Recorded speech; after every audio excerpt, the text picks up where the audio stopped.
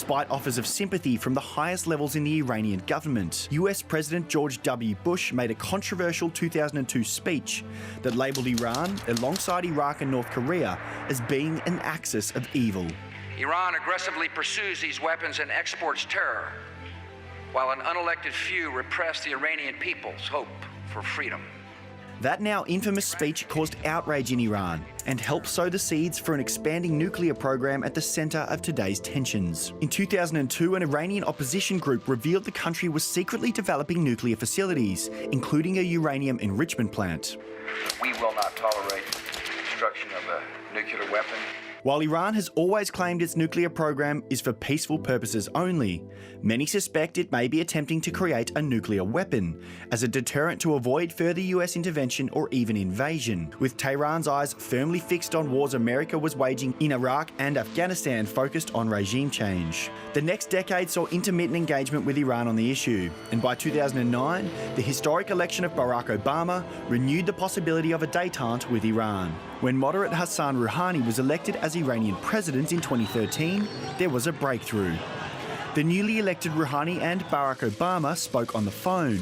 The very fact that this was the first communication between an American and Iranian president since 1979 underscores the deep mistrust between our countries, but it also indicates the prospect of moving beyond that difficult history. A flurry of diplomatic activity eventually led to a groundbreaking deal between Iran and world powers. It is a great honor for us to announce that we have reached an agreement on the Iranian nuclear issue. Under the accord, Iran agreed to limit its sensitive nuclear activities and allow in international inspectors in return for the lifting of crippling economic sanctions. Many saw it as Barack Obama's greatest diplomatic achievement, but one very important man did not. The office of President of the United States. Mr. President.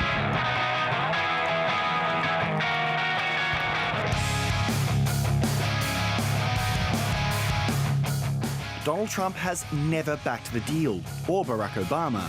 It's insane, it's ridiculous, it should have never been made. He has always maintained it allowed Iran to continue to develop weapons it could use against American interests. Meanwhile, the regional chaos unfolding during the 2011 Arab Spring saw Iran assert itself as a regional power, backing US oppositional forces via proxy armies in Syria and Yemen. The man behind these operations was one everyone now knows: Soleimani. Trump, fed up with Iranian interference in regional conflicts and his perception of the nuclear deal as a dud, eventually led to his withdrawal from it. In a few moments, I will sign a presidential memorandum to begin reinstating U.S. nuclear sanctions on the Iranian regime. Despite efforts from other powers to maintain the deal, the nuclear agreement now appears dead and buried.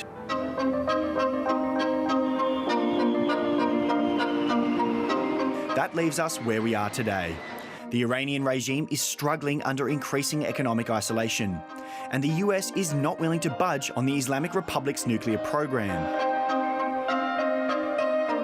It's difficult to measure exactly how much of an influence American interventionism has had over modern-day Iran. Many would rightly look at any move by the US to instigate regime change or conflict in Iran with suspicion and cynicism. Nonetheless, Iran's government appears more focused on self-preservation than on bettering the life of its people and upholding their rights and their freedoms. And if you want to see more of that report from Sean Manteso, head to the ABC's News in Depth YouTube page.